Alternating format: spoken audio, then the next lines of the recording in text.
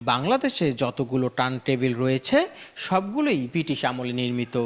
তবে এই প্রথম লালমনিরহাটে নির্মিত হলো এই টার্ন টেবিলটি। রেলওয়ে সূত্র জানায়, রেলের কোচ বা ইঞ্জিনকে নির্দিষ্ট সময় অন্তর টার্ন টেবিলের উপর রেখে ঘোরানো হয়। এতে বাঁ দিকের চাকা ডান দিকে আর ডান দিকের চাকা বাঁ দিকে চলে যায়, ফলে দুই পাশের চাকা সমানভাবে ক্ষয় হয়। এতে চাকার স্থায়িত্ব বাড়ে ও দুর্ঘটনা ঝুঁকি কমে। তাই ব্রিটিশ আমলে তৎকালীন কর্মকর্তারা যন্ত্রপাতি নিয়ে এসে লালমনিরহাটে টার্ন টেবিল নির্মাণ করেন, যা 1993 সালে বিকল হয়ে পড়লে ব্যবহার বন্ধ করে রেলওয়ে দপ্তর। এরপর থেকে লালমনিরহাট রেলওয়ে বিভাগের কোচ ও ইঞ্জিন ঘোরানোর জন্য কয়েক মাস পর পর ঢাকায় নেওয়া হতো, ফলে সময় ও অর্থ অপচয় হতো। তাই উদ্যোগ নিয়ে দেশেই টার্ন টেবিল নির্মাণ করে রেলওয়ে। এতে চাকার স্থায়িত্ব বাড়ার পাশাপাশি কমবে দুর্ঘটনা ঝুঁকি, আর অর্থ সাশ্রয় ও সময় বাঁচল লালমনিরহাট রেল বিভাগের। Innovative railway turn table innovative এই কারণে এটি রেলওয়ের নিজস্ব ব্যবস্থাপনায় তৈরি করা হয়েছে এবং 162 বছর পর পাকিস্তানের সময়ও হয়নি, ব্রিটিশ আমলে 9টি টার্ন টেবিল হয়েছিল এবং এর মধ্যে 5টি এখন বাংলাদেশে অনুপযুক্ত, যেগুলো এখন ব্যবহার হচ্ছে না। আর 4টি রিপেয়ার করে চালানো হচ্ছে। রিসেন্ট ঢাকা টার্ন টেবিলকে আবার পুনরায় রিপেয়ার করে চলাচলের উপযোগী করা হচ্ছে। আর আমাদের এটি একেবারেই নতুন এবং এটা আমাদের দেশীয় প্রযুক্তিতে বাংলাদেশ রেলওয়ে, বিশেষ করে আমাদের রেলওয়ে বিভাগীয় যন্ত্র প্রকৌশলী CNW জনাব তাসরুজ্জামান বাবু স্যারের দিক নির্দেশনায় তার দেখানো পথে আমরা এটা করেছি। এবং আমি মোহাম্মদ শাহাদত হোসেন হিমেল, বিভাগীয় যন্ত্র প্রকৌশলী CNWর পক্ষ থেকে, রেলওয়ের পক্ষ থেকে আমি এটার তত্ত্বাবধানের দায়িত্বে ছিলাম আর কি। আর এটি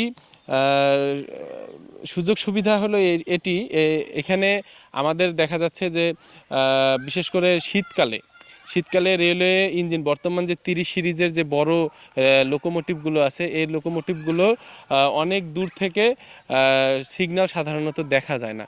এই কারণে অনেক সময় সিগন্যাল মিস করে, কারণে কুয়াশার কারণে সিগন্যাল দেখা যায় না। আর এই টার্ন টেবিল থাকলে আমরা যখন তখন আমরা বিশেষ করে রাতের বেলা আমরা এখানে লোকোমোটিভ বা ইঞ্জিন নিয়ে এসে আমরা তার ক্যাপটাকে ঘুরিয়ে ক্যাপটাকে সামনে দিয়ে আমরা এটা চলাচল করতে পারবো। সেক্ষেত্রে সরাসরি এলএমরা মানে ড্রাইভাররা সরাসরি সিগন্যাল দেখতে পারবে এবং সঠিক গন্তব্যে যাত্রীদের পৌঁছে দিতে পারবে। টার্ন টেবিল আমাদের জন্য একটি খুব গুরুত্বপূর্ণ একটি বিষয়। টার্ন টেবিল হওয়ার কারণে আমাদের যে কোচগুলি উল্টো পাশে যেত, সেটা এখন আমরা সহজেই সহজ পাশে করে নিতে পারবো। এবং টার্ন টেবিল হওয়ার আরেকটি গুরুত্বপূর্ণ বিষয় হচ্ছে যে ট্রলিগুলিতে যে চাকাগুলি ব্যবহার হতো, এই চাকাগুলি এক পাশে মুখী হলে আমাদের চাকা ক্ষয় হতো। সেই সুবাদে যখন আমরা ঘুরে নিব, সেই সুবাদে আমাদের চাকাগুলি ক্ষয় কম হবে। আমাদের মেকানিক্যাল শাখার জন্য এটা অনেক গুরুত্বপূর্ণ এবং অনেক উপকারিতা হবে আমাদের জন্য। এবং দেশ স্বাধীনের পরেই প্রথম আমাদের নিজস্ব জায়গায় টার্ন টেবিল হলো, এটা আমাদের জন্য খুব মূল্যবান একটি বিষয়। আগে মূলত মনে করেন চাকার সমস্যা হইতো বা বিভিন্ন আরও ট্রলির সমস্যা হইতো, সেটা সমস্যা হলে পরে চাকা ক্ষয় যেত। সেই ক্ষেত্রে হচ্ছে ঘোরানোর ক্ষেত্রে আমাদের হচ্ছে পার্বতীপুরে নিয়ে যাওয়া হইতো এবং অনেক সময়ের ব্যাপার ছিল।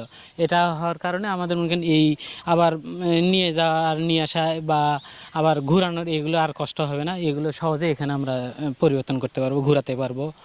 যেমন বিশেষ করে চাকার সমস্যার জন্য আমাদের প্রচুর কষ্ট করতে হয়, ট্রলি চেঞ্জ করতে হয়, ওই ট্রলি এই ট্রলিতে নিয়ে আসতে হয়, এই ট্রলি ওই পাশে নিয়ে যেতে হয়। সেটা আর করা লাগবে না। এটা সহজেই এখন এখানে মনে করেন শুধু ঢুকায় এক্সচেঞ্জ করলেই আমাদের মনে করেন আর এই সমস্যাটা আর হবে না আর কখনো। কোচগুলো চলার পরে এক পাশে চাকা ক্ষয় হওয়ার পরে টার্ন টেবিলে ঘোরানোর পরে সে চাকাগুলো যে ঘুরাই দেওয়া হয়, তখন ওই ক্ষয়টা আবার আরেক পাশে সে ক্ষয়টা হবে। সেক্ষেত্রে চাকার স্থায়িত্ব একটু বাড়বে। মাঝখানে আমাদের ইতিপূর্বে যে টার্ন টেবিল এখানে ছিল সেটা বন্ধ ছিল, তখন আমাদের এখানে কোনো দূরপাল্লার ট্রেন ছিল না। এখন লালমিয়াট থেকে 4টা ট্রেন ঢাকামুখী চলাচল করে, লালমনি, রংপুর, কুড়িগ্রাম এবং বুড়িমারি এক্সপ্রেস। এই দূরপাল্লার ট্রেনগুলো লালমিয়াট থেকে ঢাকা পর্যন্ত যাওয়ার পরে অনেক কার্ভ লাইন থাকে, যার কারণে এক পাশে আমাদের চাকা ক্ষয় যাচ্ছে। যদি আমাদের টার্ন টেবিলটা হওয়ার পরে এই ক্ষয়টা সমানভাবে উভয় পাশে করা সম্ভব হবে, সেতে চাকার স্থায়িত্ব বাড়বে। টার্ন টেবিলে এটি উপকারিতা। আর ইঞ্জিনের ক্ষেত্রে, ইঞ্জিন যখন একজন ড্রাইভার যখন ইঞ্জিন চালায়, সামনে হেড থাকে, হেড যখন সামনে থাকে তার সিগন্যাল এবং লাইন দেখতে সুবিধা হয়।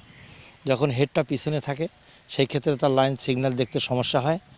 আর এই টার্ন টেবিলের কারণে যদি ইঞ্জিন ঘুরিয়ে হেডটা সামনে দেওয়া যায় সেক্ষেত্রে এলএমদের এই সুবিধা হবে যে তারা সিগন্যাল এবং লাইন ঠিকভাবে দেখতে পারবে।